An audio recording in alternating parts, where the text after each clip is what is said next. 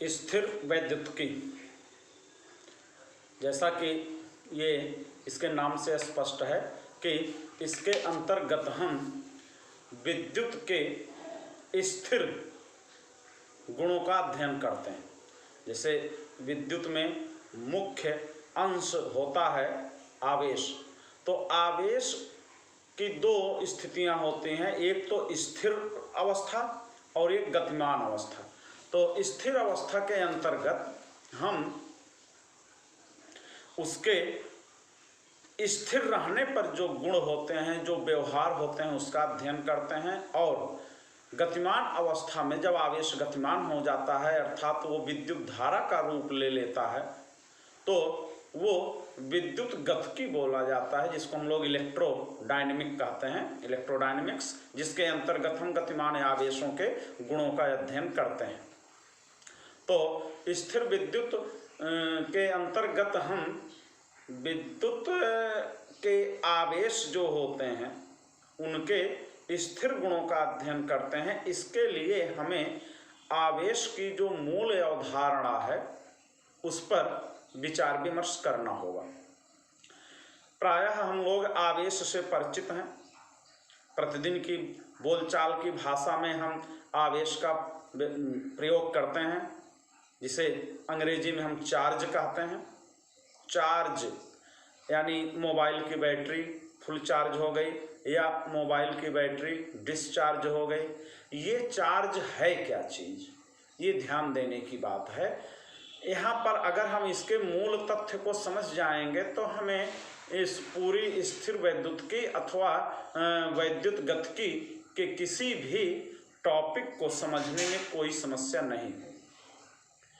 आवेश, जैसा कि परमाणु संरचना के आधार पर हम जानते हैं कि परमाणु के 3 मौलिक कण होते हैं, जिन्हें इलेक्ट्रॉन, प्रोटॉन और न्यूट्रॉन कहा जाता है।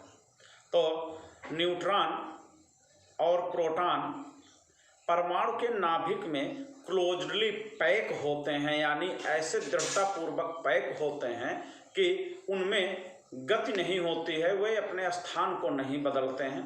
जबकि तीसरा जो कण है इलेक्ट्रॉन, ये नाभिक के चारों ओर एक सुनिश्चित कक्षा में ये अपने घूमते रहते हैं, जिसका विस्तृत अध्ययन हम लोग आधुनिक भौतिकी या मॉडर्न फिजिक्स में या फिजिकल केमिस्ट्री में करते हैं। अब जैसा कि हम जानते हैं इलेक्ट्रॉन पर माइनस आवेश, ऋणात्मक आवेश होता है। अब यहाँ पे फिर आवेश की बात आती है कि आखिर आवेश है क्या चीज़। इसी प्रकार प्रोटॉन पर धनात्मक आवेश होता है और इसका मूल्य हम लोग जानते हैं कि इसकी वैल्यू जो होती है 1.6 × 10⁻⁻19 कूलाम्ब होती है। तो अब जैसे जैसे तत्वों का परमाणु क्रमांक बढ़ता जाता है, वैसे वैसे नाभिक के चारों ओर घूमने वाले इलेक्ट्रॉन जो होते हैं उनमें जो सबसे बाहरी कक्षा होती है, जिसे हम सब बाह्यतम कक्षा कहते हैं, उस पर से नाभिक का आकर्षण बल कमजोर पड़ता जाता है। तो ऐसी स्थिति आती है कि ये नाभिक से बहुत लूज बाउंड होते हैं, बहुत कमज़ोर बंधन से बंधे होते हैं, जिससे यहाँ पर हम पदार्थ की विद्युत की दृष्टि से 3 कैटेगरी प्राप्त करते हैं। एक चालक आ जाता है, एक कुचालक या अचालक होता है और एक अर्धचालक होता है। अब जब नाभिक से इलेक्ट्रॉनों पर आकर्षण बल का नियंत्रण बहुत कमजोर हो जाता है, तो ऐसे इलेक्ट्रॉन बाह्यतम कक्षा वाले वो पदार्थ की सतह पर आ जाते हैं मुक्त होकर के, जिन्हें हम लोग मुक्त इलेक्ट्रॉन कहते हैं। ऐसे ही जब नाभिक का आकर्षण बल बहुत प्रबल होता है तो ऐसे इलेक्ट्रॉन अपनी कक्षा छोड़ करके ये मुक्त पृष्ठ पर नहीं आ पाते हैं, जिसके कारण पदार्थ जो है वो अचालक कहलाता है। और ऐसे कुछ पदार्थ होते हैं जिनमें कुछ बाह्य ऊर्जा देने पर, चाहे वो दाब के रूप में हो, चाहे ताप के रूप में हो, चाहे स्थिर विद्युत के रूप में हो, चाहे चुंबकीय ऊर्जा के रूप में हो, तो ऐसे तत्वों के इलेक्ट्रॉन जो हैं वो अपने बंधन को, आकर्षण बल को छोड़ करके मुक्त अवस्था में हो जाते हैं। ऐसे पदार्थों को हम लोग अर्धचालक या सेमीकंडक्टर कहते हैं। तो इस प्रकार हमारे सामने 3 कैटेगरी हुई विद्युत के आधार पर। एक कुचालक जिसमें विद्युत धारा का प्रवाह नहीं हो सकता, एक चालक जिसमें विद्युत धारा का प्रवाह आसानी से होता है, और एक अर्धचालक जिसमें विद्युत धारा का प्रवाह उसकी परिस्थिति बदलने से प्रारंभ हो जाता है। तो जैसे हम किसी पदार्थ को अगर हम रगड़ें, जैसे ये प्लास्टिक की पेन है या कंघी है,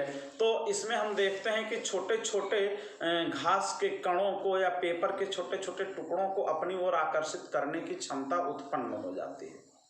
अब देखें ध्यान से, यहाँ पर जो हम रगड़ते हैं, जैसे बिल्ली की खाल को पीतल की छड़ से रगड़ने पर, या फलालैन के खाल को फलालैन को रेशम से रगड़ने पर, तो इस प्रकार इनमें जो इलेक्ट्रॉन होते हैं वो अपनी स्थिति से इधर उधर हो जाते हैं। जिधर उनकी संख्या अधिक हो जाती है वो ऋणात्मक क्षेत्र बन जाता है, और जिधर उनकी संख्या कम होती है वो ऑटोमेटिक धनात्मक क्षेत्र बन जाता है। यहाँ पे ध्यान देने की बात है कि घर्षण की इस प्रक्रिया में कभी भी किसी भी स्थिति में प्रोटॉनों का इधर उधर स्थानांतरण नहीं होता है। तो जिस क्षेत्र विशेष में इलेक्ट्रॉन अधिक हो जाते हैं वह ऋणात्मक क्षेत्र हो जाता है, और जिस क्षेत्र में इलेक्ट्रॉन की कमी हो जाती है वो धनात्मक क्षेत्र हो जाता है। अब यहाँ पे हम आवेश को इस प्रकार भी समझ सकते हैं अपने व्यवहार के लिए कि आवेश वह क्षेत्र होता है जहाँ पर इलेक्ट्रॉनों की अधिकता अथवा इलेक्ट्रॉनों की कमी होती है। तो जैसे मोबाइल से हम लोग मोबाइल की बैटरी चार्ज करते हैं, डिस्चार्ज बैटरी को चार्ज करते हैं, तो इसका सीधा सा अर्थ हुआ कि जिस बाह्य स्रोत से हम मोबाइल की बैटरी को कनेक्ट करते हैं उसमें से आवेश उस प्रकार का क्षेत्र आता रहता है, और डिस्चार्ज हुई बैटरी में उस प्रकार का क्षेत्र डेवलप होता जाता है। एक ऐसी स्थिति आती है कि मोबाइल की पूरी बैटरी जो है उस क्षेत्र से व्याप्त हो जाती है, पूरा उसी प्रकार का क्षेत्र स्थापित हो जाता है। और जैसा कि हम जानते हैं वैसा क्षेत्र कहीं भी अगर हो तो उस प्रकार का कार्य करने की क्षमता उसमें उत्पन्न हो जाती है। तो हम समझते हैं कि बैटरी जो है फुल चार्ज हो गई है, अब ये मोबाइल में कार्य करने के योग्य हो गई है। ऐसे ही धीरे धीरे धीरे धीरे जब वो क्षेत्र कोलैप्स कर जाता है, यानी वो क्षेत्र जो है समाप्त हो जाता है, तो हम कहते हैं कि मोबाइल की बैटरी फुल्ली डिस्चार्ज हो गई है, अब ये और आगे फंक्शन करने के योग्य नहीं है। तो हम फिर से चार्जर के द्वारा उसको कनेक्ट करते हैं और मोबाइल की बैटरी चार्ज होती है। तो ये प्रक्रिया है आवेश की। आवेश को हम सामान्य रूप से समझ सकते हैं कि आवेश वह क्षेत्र होता है जहां पर इलेक्ट्रॉनों की अधिकता अथवा इलेक्ट्रॉनों की कमी होती है। तो इस प्रकार आवेश इलेक्ट्रॉनों के आधार पे 2 प्रकार का हो गया, एक धनात्मक आवेश और एक ऋणात्मक आवेश। तो इन दोनों के मध्य आपस में एक बल कार्य करने लगता है जिसे हम स्थिर वैद्युत बल कहते हैं। इसके विषय में सबसे पहले कूलाम्ब महोदय ने बताया था, जो फ्रांस के एक भौतिक शास्त्री थे, और उन्होंने स्थिर वैद्युतिकी के क्षेत्र में बहुत ही उत्कृष्ट कार्य किया था। उन्हीं के नाम पर आधारित है कूलाम्ब का नियम, जिसे हम लोग आज पढ़ेंगे।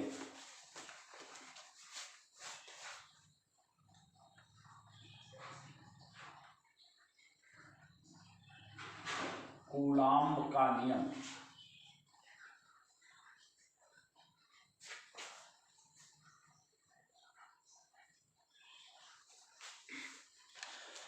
तो जैसा कि हम जान गए हैं कि आवेश 2 प्रकार के होते हैं, एक प्लस यानी धनात्मक और दूसरा माइनस यानी ऋणात्मक। तो कूलाम्ब महोदय ने कहा था कि 2 आवेशों के बीच लगने वाला बल उनके आवेशों के गुणनफल के अनुक्रमानुपाती तथा उनके बीच की दूरी के वर्ग के व्युत्क्रमानुपाती होता है। अर्थात मान लीजिए कि हमारे पास दो आवेश हैं, एक Q1, ये आवेश Q1, दूसरा आवेश है Q2, और इनके बीच की दूरी जो है वो R मीटर है। तो आप ध्यान दीजिए, इस बल की प्रकृति के अनुसार अगर आवेश दोनों समान प्रकृति के हैं तो उनमें प्रतिकर्षण होगा, और अगर दोनों आवेश विपरीत प्रकृति के हैं तो उनमें आकर्षण होगा। इस प्रकार कूलाम्ब बल जो होता है वो दो प्रकार का हो जाता है, एक आकर्षण बल, एक प्रतिकर्षण बल। यहाँ पे अब आपको ध्यान देना है कि अगर दोनों आवेश प्लस प्लस हैं यानी धनात्मक हैं तो उनके बीच प्रतिकर्षण बल लगेगा, वह एक दूसरे को दूर भगाएंगे, और यदि वो दोनों आवेश ऋणात्मक हैं तो भी वो समान प्रकृति के होने के नाते वह एक दूसरे को प्रतिकर्षित करेंगे। लेकिन अगर दोनों आवेश विपरीत हो गए, एक प्लस हो गया एक माइनस, वैल्यू चाहे जितनी हो उससे कुछ नहीं लेना देना है, तो इनके बीच में आकर्षण बल कार्य करने लगेगा। और जैसा कि कूलाम्ब ने कहा था कि दो आवेशों के बीच लगने वाला स्थिर वैद्युत बल उन आवेशों के गुणनफल के अनुक्रमानुपाती तथा उनके बीच की दूरी के वर्ग के व्युत्क्रमानुपाती होता है। अगर हम इसको रिकॉल करें न्यूटन के गुरुत्वाकर्षण के नियम से तो हम पाते हैं कि ये जस्ट न्यूटन के गुरुत्वाकर्षण नियम का ही एक प्रतिरूप माना जा सकता है।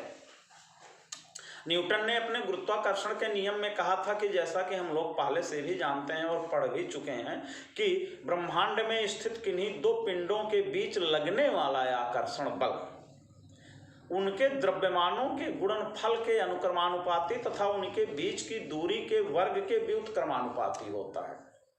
अब ध्यान दीजिएगा, न्यूटन ने स्ट्रिक्टली कह दिया था कि दो पिंडों के बीच लगने वाला गुरुत्वाकर्षण बल, अब उन्होंने स्पेशली आकर्षण बल कहा है, जबकि कूलाम्ब ने न तो आकर्षण कहा न तो प्रतिकर्षण कहा।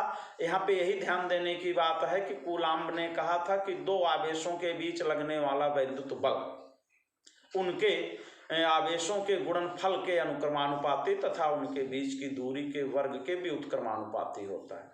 तो यहीं से ये बात स्पष्ट हो जाती है कि ये कूलाम्ब का नियम के अंतर्गत जिस बल को हम पढ़ने जा रहे हैं वह बल प्रतिकर्षण बल भी हो सकता है और आकर्षण बल भी हो सकता है। उसका मुख्य कारण यही है कि आवेश की प्रकृति दो प्रकार की होती है, एक धनात्मक आवेश और दूसरा ऋणात्मक आवेश।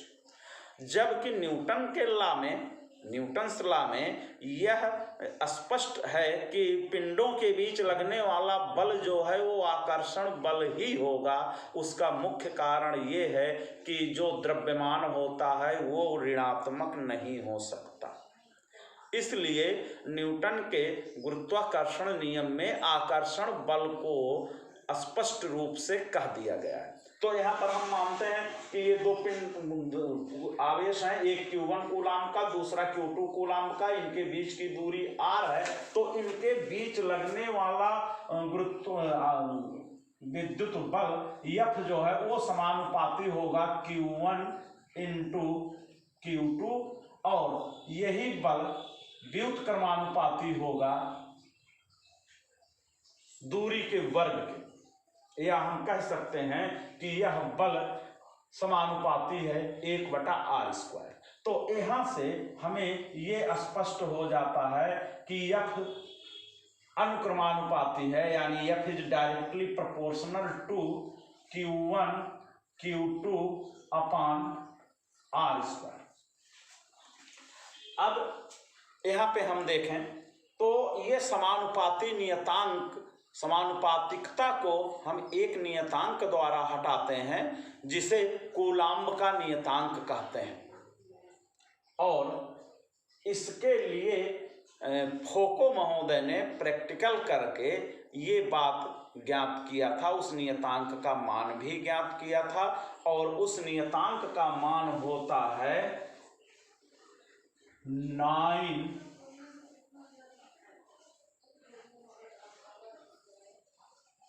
K इक्वल टू 9 इंटू 10⁹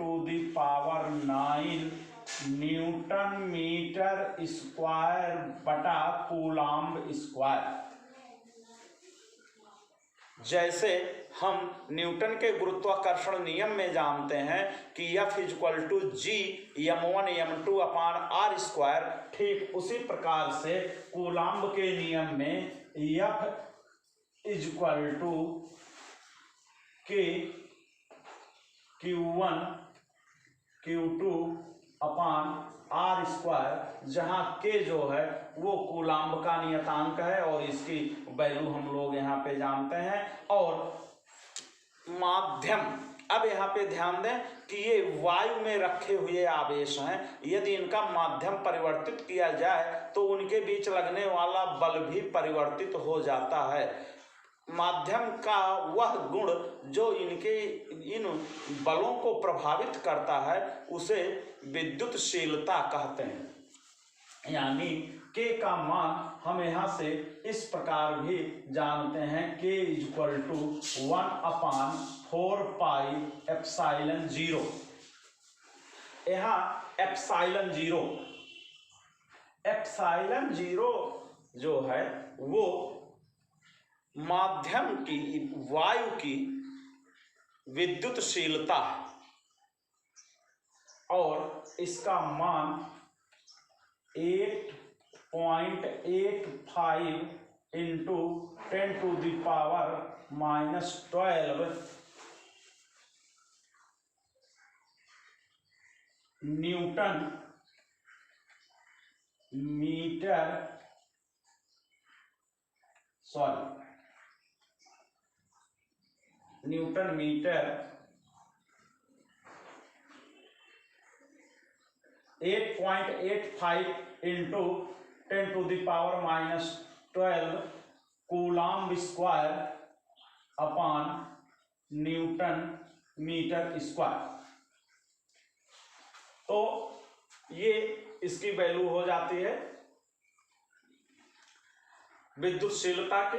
इस आधार पे हम इसको इस प्रकार से लिख सकते हैं, F equal to 1/4πε0 Q1 Q2 upon r square. ये कूलाम्ब के नियम का गणितीय रूप है, जहां ये F जो है उस बल का परिमाण दिखाता है कि उसका मान कितना आएगा।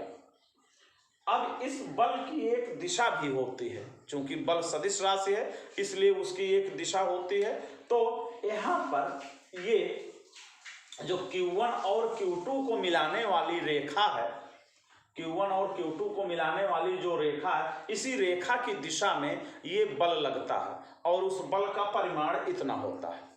अब अगर Q1 के द्वारा Q2 पर लगाया गया बल होगा तो उसकी दिशा इधर की ओर होगी, और अगर हम Q2 के द्वारा Q1 पर लगाया गया बल देखें तो उसकी दिशा इधर की ओर होगी। तो यहाँ पे बल का परिमाण सेम रहेगा, बल का मान जो है सेम रहेगा, लेकिन उसकी दिशा जो है वो बदलती रहेगी। तो हम अपने नेक्स्ट टर्न पर इस बल का, जो कूलाम्ब बल है, इस बल का सदिश निरूपण यानी वेक्टर रिप्रेजेंटेशन और साथ ही साथ इनका संयोजन, ये सब विस्तार से अध्ययन करेंगे।